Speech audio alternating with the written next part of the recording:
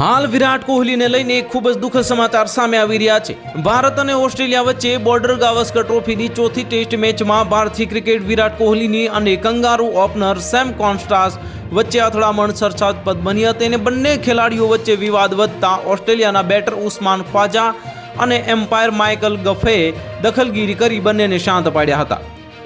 જો કે video viral થતાં કોમેન્ટ્સની ભરમાર જોવા મળી રહી છે અને ઓસ્ટ્રેલિયાના દિગ્ગજ પૂર્વ કેપ્ટન અને હાલ ઓસ્ટ્રેલિયન ટીમના કોચ રિકી પોન્ટિંગ પણ આ ઘટના અંગે નિવેદન આપી કોહલીને દોષિત ઠેરવ્યો છે। પોન્ટિંગે કહ્યું છે કે વિરાટે આ વિવાદને જન્મ આપ્યો છે। એ વિડીયો જોતા તેમે શંકાને કોઈ સ્થાન જ નથી।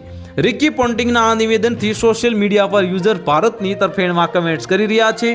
એક યુઝર્સે લખ્યું હતું કે પોન્ટિંગ આજે તે નૈતિક મૂલ્યોના આશરે કોહલીને દોષિત ઠેરવી રહ્યા છે। તેણે 2008માં કરેલી ભૂલને પણ ધ્યાનમાં લેવી જોઈએ। 2008માં ભારત અને ઓસ્ટ્રેલિયા વચ્ચેની જે એક મેચમાં સાયમન્ડસે ભજ્જીને મંકી કહ્યો હતો।